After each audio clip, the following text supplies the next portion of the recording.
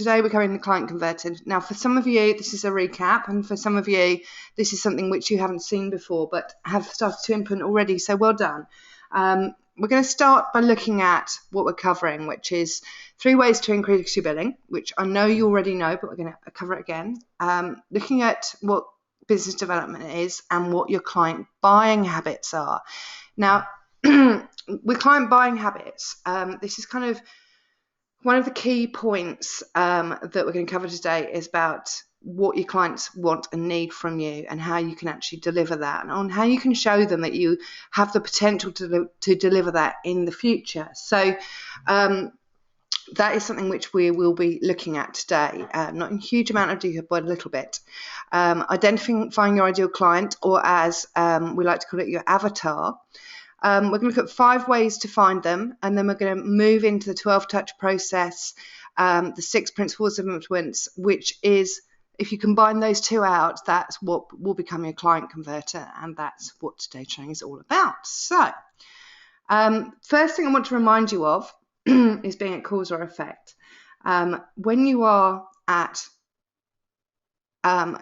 cause, this is a really good and solid and powerful place to be, because you're in control of everything that happens around you. The moment that you move into effect, this is where you start blaming other things for the way that you are responding to them, and basically giving excuses and justifications and reasons for things not happening. Now, the main reason that I see people do yo-yo billing, or their billing goes all the way down, is usually because they've stopped doing something.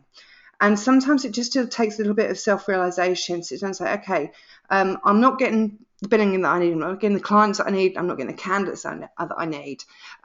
Instead of blaming it on the fact that they're not there, because they are there, they absolutely are there. If you looked at the amount that the recruitment industry is worth in the UK, I can't remember how much it is, like 5 billion or something. They're definitely there. It's a matter of what have you stopped doing, or what do you need to do to be able to entice them in. And usually it's pipeline management. And in fact, I went to see a client last week, and he's like, well, I haven't done any billing, and I've got nothing on coming in for the next couple of weeks either. So I said to him, right, show me your pipeline. And there wasn't one there. It simply didn't happen. And as soon as you start drawing your pipeline up and there's nothing coming forwards, it's really difficult to react properly and without the type of urgency that makes you react if you're put in a really difficult situation. So if you can get your pipeline in and put yourself at cause on what you need to do to get that pipeline working for you, it will and absolutely work. And this makes you totally responsible for the business which is coming into your business, if that makes sense. So just to recap, there are 3 ways to increase your billing. First thing is you need to fill more roles, and that's what we're covering today. So it's going to be how to increase the amount of roles coming through in your pipeline, and how to go to a slightly different client set than you might be doing if you were working in that red square, if you like. And that red square is that urgent square. It's like, I've got no business and I need to get it in. So it's taking you out of that into a more amber and a more it's like a bigger wheel, if you like, and how to make sure that there's consistency in that. So filling more roles is going to be obviously really important. Number 2 is increasing your margin. Now, I've already seen massive increases in people's margins. So that's another way to increase your billing. And the 3rd way is working on higher value roles. Now, if you rolled all of those 3 in together, then you would have no choice but to bill more. But today we're going to focus on how you can fill more roles. Okay, so client buying habits. This comes from a coach of mine, actually, and it really opened my eyes up about, probably about 3 or 4 years ago now. And let me just explain to you what these figures are all about. Now, in recruitment, generally, there are about 3% of clients out there that are actively seeking your services right now. And that basically means that they have a role, they need it filled, they're in that red square that I was talking about, and you are going out there to fill roles that are out there in the marketplace now, which is fine. I'm not saying don't do that, because that is where you will get, that's where your cold calling comes in, and your lead generation and that type of thing, which is really, really important, but not something that you need to spend all of your time on. These guys are guys that are actively seeking you right now, so they're actively seeking other people right now as well. So you're going to be in quite a lot of competition for the roles that are out there, because they're urgent, they need filling quite quickly, and they're probably going to be quite price conscious on this as well, because they'll have a lot of movement going on with recruiters. Then they will expect you to come in line with either their PSL or a specific amount that they're looking to pay on it, because they could go to, maybe you're one in 20 recruiters that they could go to. So interestingly, the majority of recruiters only stick to this particular client, and that's a client that is actively seeking your services. So you are missing out on, 97% or something ridiculous of clients that you could potentially be getting into your pipeline that may not be looking right this second, or might not be aware of you even. But you are literally, if you spend all your time working in that red square, it's a really difficult place for you to be. 7% of your clients would be open to considering your services. So they might not be looking for you right now. They might have a role right now, but they know that there's one coming up. You will find that the talent management in most companies is pretty good. So they know as and when, throughout the next 6 months and often a year, they need and want to hire. So they would be open to considering your services if you were in a relationship with them. 30% of your clients, or your potential clients, are aware that they'll need your services in the future. So these are the guys that are thinking, right, okay, we know that we need to promote that person to that role, so we need to replace them. That is going to happen further down the line, 3 to 6 months down the line. So we need to start thinking about how we're going to actually recruit that person, the best way to do it. So these guys are really fantastic guys to be able to get into Client Converter and start working on. 30% are not even aware that you exist. So this 60% we're looking at here, 30% that are aware they need your services, and 30% who are not aware. These are guys that would be really, really, really amazing to get into your Client Converter, because by the time that they do need your services, or they're becoming aware of your expertise and how you can help them, they're going to be in a really good buying position for that future. Now, sometimes, and I've put 30% there, they're absolute no's, and these are the guys that have maybe got amazing relationships with the recruiters that they're currently working with, or they just aren't ever going to hire.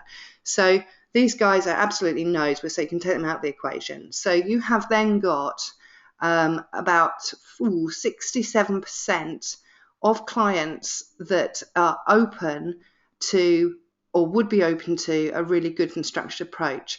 3%, you could probably, if you're good at your sales and you're good at selling your candidates in, they would probably hire from you quite quickly.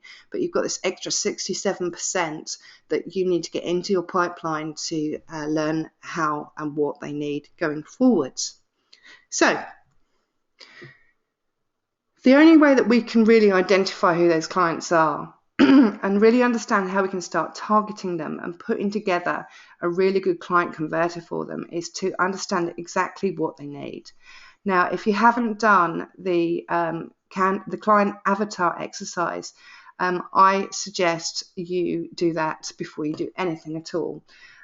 It's really interesting, actually. I think somebody put something up on the Facebook page recently about I'm not getting any click-throughs, etc., etc. I would definitely recommend doing this avatar exercise first, and really start to understanding what your client's pain points are. We have two emotional drivers as human beings, and they are pain and they are pleasure. People will either move away from things or they'll move towards things. Now, moving away from things tends to be quite urgent, and they'll do it quickly. So to get them out of a situation or to stop them from doing something, they'll move away from that pain. Or the pleasure points are points where you can provide them with something that will make them very happy. So it's stuff that will move them away from being sad, or stuff that will just generally make them happy. The questions that you can answer doing that avatar exercise will help really flush out exactly what your clients are looking for. And I would definitely suggest asking your clients some of these questions. Maybe clients that you're working with at the moment. Maybe you could make it into I'm doing a survey or I'm writing a blog. Would you mind helping me with this? What are your current challenges in your business? If you don't have that exercise, you will find it on the Facebook group, and I'm more than happy to post it up after this webinar. Or you can go back to your manual from the retreat, as it is in there as well. I use this all the time, and I use this all the time with my clients, and there's so many aha moments that come out of this. I redo mine about once every 6 months as well, just to make sure I really understand and I'm keeping on top of my marketplace. And understanding exactly what it is people are looking for. So once you've identified what they're looking for and what their pain and pleasure points are, what keeps them up at night, what issues they have, you can start devising some materials and ways of helping them. So once you have solved one problem, and that's all you're doing. This isn't necessarily sales, you are solving problems for them. So once you've solved one problem, and maybe their problem is, let me have a think. They struggle to find the right talent for their business with the right skill set. Now, if you can give them something or help them to be able to identify that problem in more detail and actually give them a solution to that problem, maybe the solution is working with you, or maybe it's their interview process isn't right, or they haven't got the right benefits package in and they don't understand what the marketplace is currently paying, so they're not getting the right candidates coming through the doors. You can start giving them that information. So I think Sarah did a fantastic salary survey, and she keeps doing them, which you can really tap into that particular pain point for that client. So they'll look at that and go, wow, that's amazing. I didn't realise that we were paying too low in the marketplace, but from this salary survey, it actually looks like we are, so we might need to up that a little bit to get the right candidates through the door. Now, once you have solved one problem for them, then you can move on to solving a next one. And you can solve all these problems via the gift of knowledge, and this is where we get into your ethical bribes and what your ethical bribes need to look like, and I'm going to come back to those shortly. But this is actually called spiral marketing. So if you haven't heard of that term, it's out there, it's normal, and it really absolutely 100% works. So once you've solved one problem, you go on to solving the next one. So once they have found the right talent, are they able to interview them effectively? Are they able to sell the role effectively to them? And then you're going to help them to be able to solve that particular issue. I'm not saying that is the issue of your clients, by the way, I'm just giving you an example. And until you do your avatar exercise and you seriously sit down and spend some time on it, then you probably won't know. You think you know, as I thought I knew. I thought, I know my clients. But it really opened my eyes to some of the things that they're actually looking for. So, action point for you there. Do your avatar exercise and see what you get out of it, because that will start laying the foundations for the next part of it, which is putting your client converted together. Now, I've got 3 very simple ways of finding the perfect client. And for me, this is how I would want to get them into my client converter. So, identifying who they are, making sure that they're the right client for you. And again, you can use your avatar exercise to do that. And these are the 5 key ways that you can use to find that perfect client. And it is perfect clients that you're looking for. The moment you start veering off and working with clients that aren't your perfect client, so they might not be able to pay you enough, they might want you on a PSL, they might be outside of your location or your skill set, knowledge, your specialism, something like that. If you start working with these guys, you won't be able to provide them the service that they deserve, and they won't be good clients for you either. So there's an energetic mismatch there between you. The moment that you start identifying who those perfect clients are, then your ability to be able to work with them and pull them in to want to work with you, it becomes much more of a business-to-business relationship, and it's much more pleasant to work that way, both for you and for your clients. So the first way I would find a perfect client and get them into a client converter is looking at referrals. So the referrals can come from current clients that you're working with, or candidates that are moving, that are willing to give you those referrals, their managers' names when they've moved or something like that. Always works very nicely. I love referencing. Referencing worked incredibly well for me. It doesn't work for everybody, and I'm totally aware of that. But if referencing does work for you, and you can put, once you've started speaking to somebody on a nice warm call and a reference call, and putting them into a client converter and doing like a 12-touch process with them, eventually they will drop. If we head back to this here, these are the guys that are in that 30% and 30%. So these are the guys that might take a little bit more time to be able to move into a working relationship with you. But if you can set it up with a really nice solid referencing call so that you understand what their needs are and they start trusting you as a good recruiter because you're proving it as referencing with them, it will help you enormously. I do know some of my clients sell off the back of referencing and do it really well.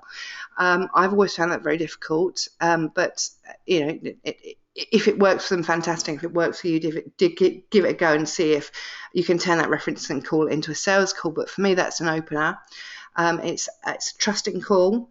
And it's a way of me saying, right, okay, now I've spoken to you, I'd like to keep in touch with you, and I'm going to start sending you some bits and pieces that are going to really interest you in your specialism. Backfilling is excellent.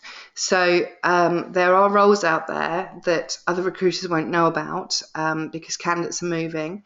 So backfilling into those roles is a very super special way of being able to get hold of those roles before they go onto the marketplace, so you can get a lot more control over them. You do need a really good, solid process in place to be able to backfill, because otherwise it's a bit hit or miss. But that's another webinar altogether. I love going to people once I've identified my ideal clients and asking them their advice on something that I'm currently working on. If it's a blog, fantastic. Maybe it's like, would you mind helping me? I've heard you're fantastic and you're an expert in this particular area. And I wondered if you might be able to offer your advice on this. This isn't a sales call. This is a way of starting a conversation with somebody and getting them into your client converter, and slowly catching monkey. When they are in a position where they are what they want to buy, hopefully they will come to you to do it because you've shown them how good you are. So any type of advice seeking call or even an email or an initial approach on LinkedIn would work incredibly well. And if you're looking at moving up the salary band, or you've got candidates that are in the position to be clients as well, these are ideal guys to get into your client converter. So you know that you've worked with them as a candidate, but they could easily become a client whether they move or not. Fab way of getting them in your client converter because they already know and trust you. Now there are other ways of getting clients into your client converter.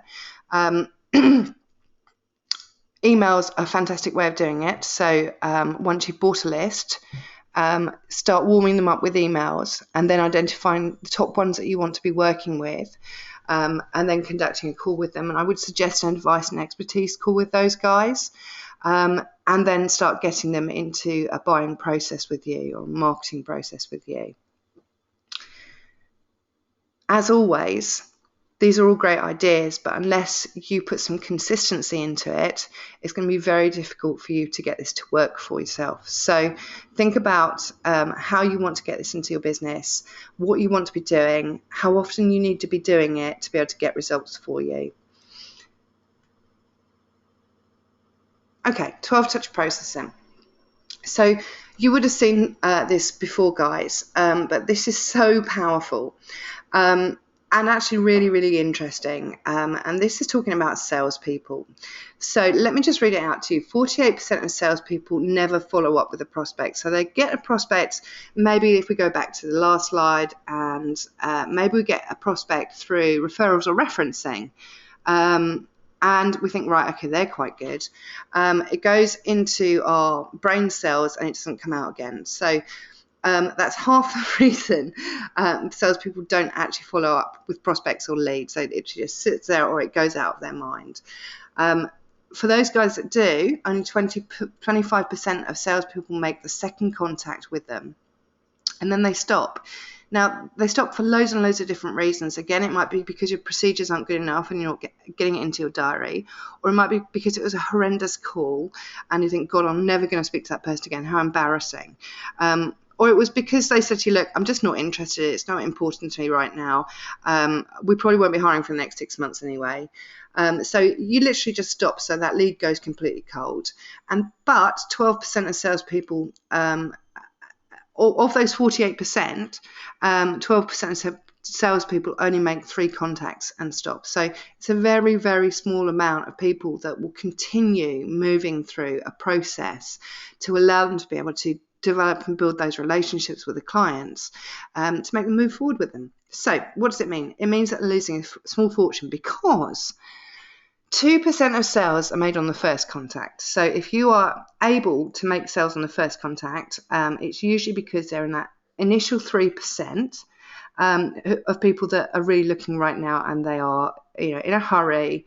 Their role is urgent. They've got a role, and they literally just need to have bums on seats. So if you're lucky enough to be able to get that in, great, well done. But remember, there's going to be competition out there, and the likelihood of you getting that on exclusively is pretty slim. 3% of sales made on the second contact, which again is ridiculously low. 5% of sales made on the third contact. So we're getting a little bit more traction here. But if you're going into calls, especially slightly colder calls and calls where you need to build relationships and you're expecting to sell on them, 95% of the time you're not going to. You really need to keep that in mind to keep you sane as well. If you are going through a cold calling route and you're picking up the telephone and thinking, right, okay, I'm on call 2, I'm on call 3, don't expect to get a massive result from it. Now, it gets a little bit better as we go up to fourth contact, but it's when we hit the 5th to 12th contact that 80% of sales are made. So take this into serious consideration when you're looking at your pipeline management, you're looking at your sales and what you're doing with your sales, and setting yourself serious and good objectives to be able to get what you need from those calls. Now, these contacts, these touch points, they do not have to be just a sales call. In fact, rarely will they be for sales calls. They could be a touch with an email, a touch on social media. They could be you calling them up and telling them that you've got a candidate available. But it doesn't have to be you hounding the clients all of the time. And in fact, that won't do you any good at all. So this needs to be a very specific and strategic process to make people make a decision on whether they want to work with you. But we can improve that by putting in some principles of influence as well. Which brings us on to the lovely Cialdini. Now, I saw a video of this guy recently, and I think he's had a whole heap of cosmetic surgery done. He looks very strange at the moment. But anyway, Cialdini is an absolute master of influence, and he does this. He's done this, probably been doing this for about 20 years now. And these are facts and truths that he's come back with pure research around them. This isn't just some ramblings of some strange, slightly odd-looking man. This guy really knows what he's doing, and he's got a lot of research to prove it. So his principles of influence are very simple, and he has 6 of them. And I'm just going to go through and outline what they are. Now, the whole reason I'm giving you these principles of influence are the fact that you can start putting these into your pipeline management, your sales calls, your emails, your marketing emails, your social media, literally everything you can start putting in here to increase the level of persuasion to get people to say yes to you. And that's pretty much what this is about. So the first one is reciprocation. And reciprocation basically means I do something for you and you'll do something for me. It's a natural human trait to do it. Now, a good example of reciprocation in the outside world, if you like, is if you go into a supermarket and they've got a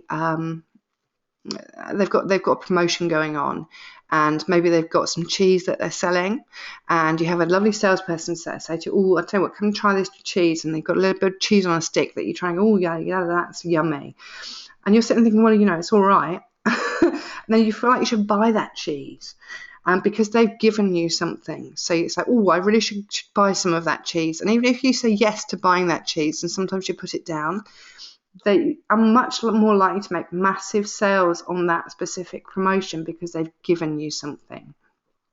Putting it into recruitment, this is if I do something for you, then you'll much more likely do something for me. If you go to the bar and you're with a friend and you start off by buying them a glass of wine, you would expect them to buy you a glass of wine back again. That is the theory of reciprocation. If it doesn't happen, both of you feel slightly odd about it. The second one is commitment and consistency. People like being committed to something, and they like seeing consistency coming through. So we're going to get that into our pipeline.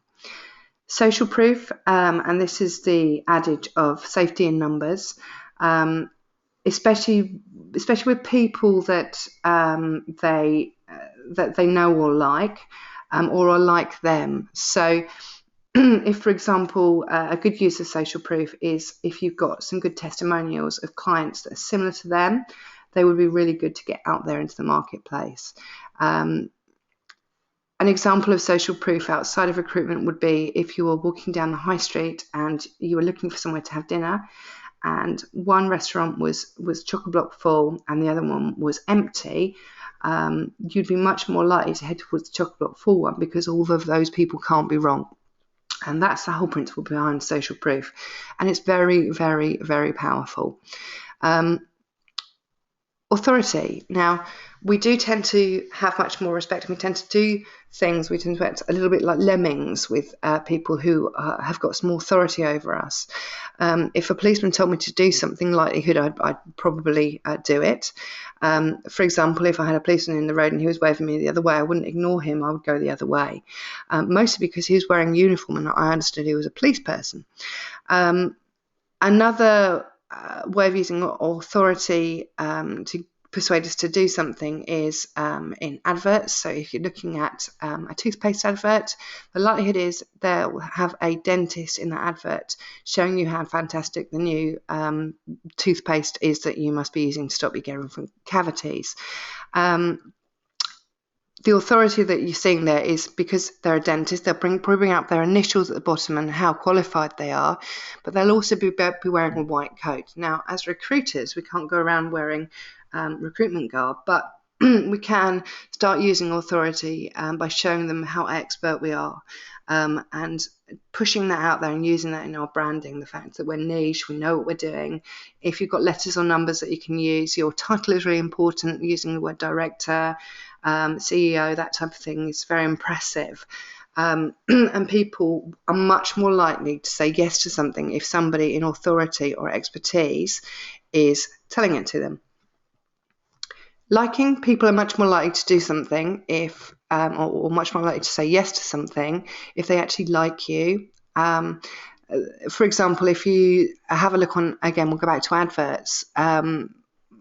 If there is an advert with washing powder, it's usually a mother, somebody who's down to earth, just like you. People like people who are like themselves, selling it to you, saying how fantastic it is, and you're much more likely to be influenced by that person than you would be if it was somebody who was dissimilar to you. So you can use this in recruitment in quite a number of ways. Scarcity. A good example of this is I'm just trying to think of those funny little dolls. What were they? This was years ago. Patchwork kids dolls or something like that. I can't remember what they're called. Something like that. Anyway, these were in absolute demand for Christmases for kids. They went through the roof, and the reason it went through the roof was because they weren't available. And actually they're original as well, so that's another part of it. But these patchwork dolls, or no, I said Cabbage Patch dolls. They had loads of these literally sitting in a warehouse, loads and loads and loads and loads of them. So just before Christmas, they said, oh no, there's no more left. And the ones that were left were literally snatched off of the shelves. And then I think it was about 3 days before Christmas, they let a new batch out, and they flew off the shelves because we were told as parents that we wouldn't be able to get hold of them and our kids would be disappointed. So we can use scarcity in recruitment by increasing the urgency on something and saying that something won't be available for very long. So if you do have something like a salary survey, you can always say, this is only downloadable for you for the next week, so please download it as quickly as you can, and then you will find people will much more likely do it and do it quickly.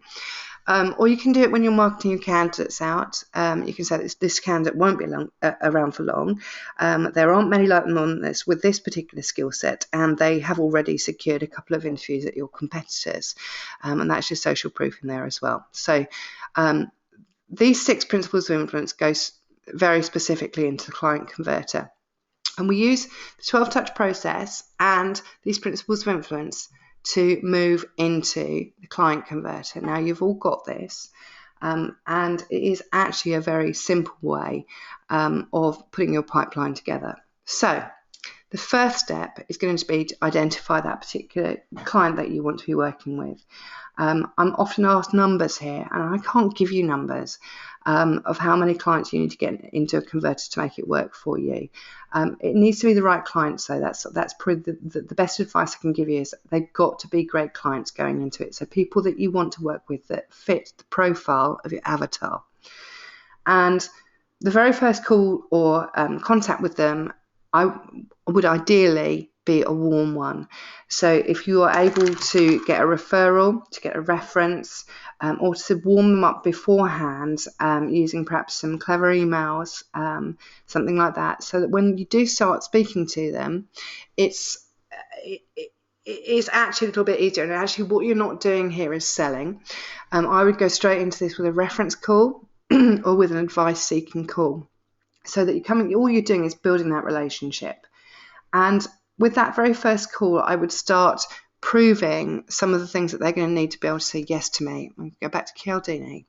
So I would be looking at putting some social proof into that particular call, and explain that I work with other clients that are very similar to them, that I have expertise in that particular area. I would tell them that I'm a director, and I would try to find something with them that they would empathise with, or I could empathise with them. So something about liking. So the first call is going to be quite important to be able to start putting those principles into place. I wouldn't suggest selling off that call unless you're hearing buying signals from that particular client. And the buying signals are probably, yes, I've got a need right now. I've got a vacancy. Can you help me with it? And that's massive buying signal. So definitely go with it. You can't really say, no, hang on a second, we're on touch 1. We need to get to touch 6 before anything happens. So definitely, if you're hearing buying signals, go for it. But if you're not, softly catch your monkey. Second thing I would do is ask them very specifically if they would link in with me. And if you ask them, they are much, much more likely to do it than if you get off the phone and just say, oh, thanks for that call. It was nice talking to you, and doing an email for them. Definitely ask for their permission while you're on that call to link in with them. And that's your second touch point. Now, once you're linked in with them, if you are good with LinkedIn and you're sharing updates and you're giving to your community and showing them your expertise and your niche, then they will act as touch points independently by themselves anyway. So that will really help your client converter to be able to move forward. They're in your community, they're in your tribe, and you can start influencing them, again, using Cialdini. Now, the third thing I'm going to do is send them a gift. Now, it doesn't have to be a physical gift, or they've got some fab physical gift going on. I saw some nice cupcakes. There's some nice pens out there. But this can be a gift of knowledge, and this is your reciprocation part. So they've done something for you, so it's now your turn to give back to them, and this is how you start persuading them to do something. Now, you can use this cleverly by giving them the gift of knowledge.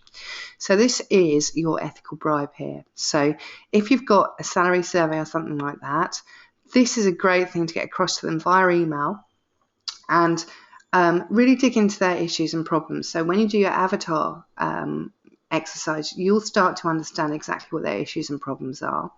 And this is your opportunity to start solving those issues and problems with them and showing them how good you are at what you do, proving your expertise, proving your knowledge, and proving the fact that you've got some authority in this particular area. Once you've done that, I would then be looking at getting some profiles over to them. Now, when I say profiles, I'm talking about NPCs.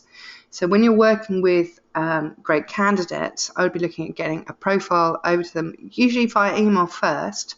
And actually, if you've done a reference call with them, you'll know exactly what profiles that they're looking for. So in that reference call, you'd have asked them, what it is they like to see in their team, what they liked about that particular candidate. So you can really match somebody with the right skill set, behavioural set that they're looking for to be able to move forward with. So the reason that that's there is because once you've sent them a gift, whether it be physical or virtual, or the gift of knowledge, whatever your ethical bribe is, when you send them a profile via email, they're about, I can't even remember what the percentage is, I don't know, 68% more likely to open your next email because the first email that you sent them was incredibly helpful. And this email will actually be incredibly helpful as well. But this is okay, I'm going to show you what I'm made of. I'm going to start putting some serious stuff in here. Now, when you are sending those profiles over, use Cialdini's 6 principles of influence as best as you possibly can and get as many points in there that will persuade them to not only look at that profile, but want to have a conversation with you, which is the next step. So point 5, you want to call up about those profiles, do a nice marketing call to the to the client that you already know. The likelihood is by now they're going to take your call and tell them a little bit more about that particular candidate. Now, whether it's a yes or no right now, it doesn't really matter, because here this is where you can start digging in and start using those lovely need building questions to start understanding what it is they really need going forwards. If they don't know, if they don't have a position for that particular candidate right now, that's okay, and you will find that 9 times out of 10, that's absolutely fine. But do ask them for a referral. Ask them if they know anybody else inside their network, perhaps somebody they're linked in with, that might be able to help this particular candidate that you're working with, and that's how you get a referral from them. And when I say check LinkedIn, before you speak to that particular client, if your client has got their contact list open, just check through it and see if there's anybody that you'd really like to be connected with, and ask them specifically if they will refer you into them. So, next part is reciprocation. And this is where your gift giving comes in again. So this is survey, facts, figures, physical gift, virtual gift, gift of knowledge, your ethical bribe. And this is like a no strings attached thank you. So thank you very much for your time. Really appreciate it. This should go in the form of an email or something that they physically get. I've had people sending, in fact, I sent tea bags once, which were brilliant, and they really opened up some doors for me. It's like, take a break, sit down, have a really nice Twinings, and thank you very much for spending the time with me on the phone yesterday. People do really, really appreciate that. And again, that's reciprocation coming in. The next thing that I would do is really work on that reciprocation. So once you've sent them something really valuable to them, whether it be a tea bag or whether it be a gift of knowledge, I'll be phoning up and saying, look, I hope you enjoyed that gift. You might want to ask them something about their expertise. You might want to ask them some questions. You can definitely, at this point, say, look, I know you're an expert in this area. I wonder if you might be able to help me out with my blog or something for that. But at this point, I would definitely be looking for a meeting. And now, whether that is a physical meeting, which for me it absolutely was, or whether it was, I need to spend a little bit more time with you so that when you do recruit, I'm in a really good position to be able to help you. If you ask it at point points on your client converter about 8, 9 and 10, you might want to do a couple of things before that, but if you ask it at this point, you are so much more likely to get it than if you did at point 2 or 3. So this is a really good time to work on that reciprocation. It's okay, I've sent you something, now I'd really like to sit down with you and find out a little bit more about you. Once you've had that meeting, if they have got a need for you right now, the likelihood is you'll probably convert them.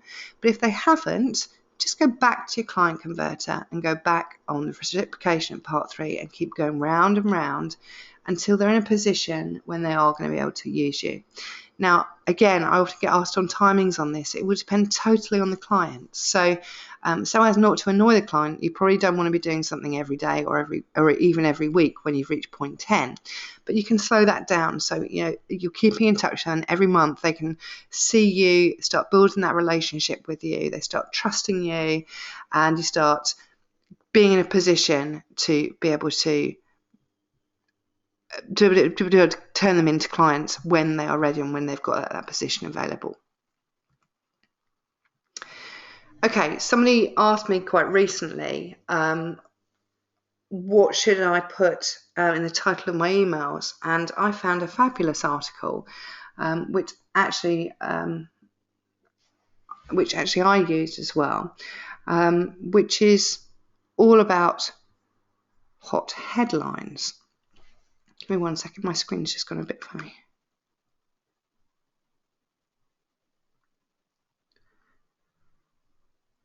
Oh, that's odd.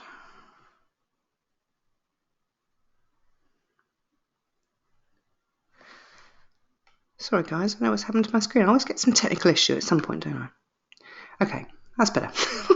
Okay, so hot headlines. These work really nicely, and these are great marketing secrets for you. So if you are working on a email list or you're looking to warm people up, these are great titles to put in for you. So just a little bit of a heads up for you. The secret to the secret to enticing the right people into your company, the secret to hiring the best talent, whatever it needs to be. X ways to achieve something. So 4 ways to increase your sales team revenue by 50% in the next X months. Little known strategies, little known ideas or methods that will support goal, which are really nice. So we're looking at a scarcity part here. Here's the simplest, most rapid and cheapest way to get the right people into your team, save you 50 hours of recruitment time, something like that.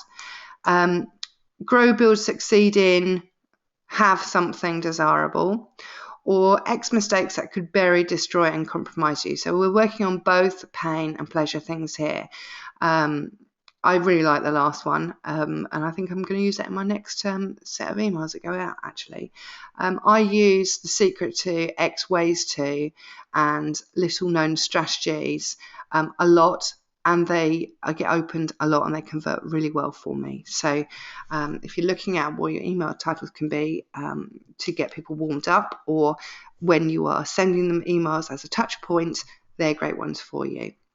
So your pipeline is all about developing relationships. Yes, it is about sales, but don't expect sales to happen immediately. These are guys that are not in that 3% that are looking straight away. These are guys that will be looking down in the future, that 67% that are untapped and other recruiters aren't working with either.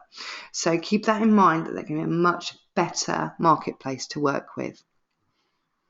I guess the question to you now is, how are you going to make sure that it works for you? And really, it's all about putting that client converter in place and just literally just making it happen. And as Nikki says, just fucking do it. Put the client converter together, get your clients in it, and take them through that process.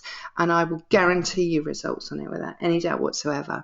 If you've got any questions, now is a really good time to ask them, because we have come to the end. 45 minutes exactly. How clever is that? Brilliant. So if you do have a question, feel free to type it in. I can see it. If you don't worry, pop it into the Facebook group later if you want any more information.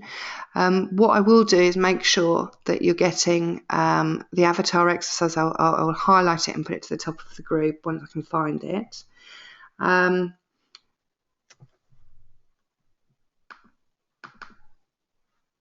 Okay, so Amber, you're asking me how many clients do you recommend having in the client converter?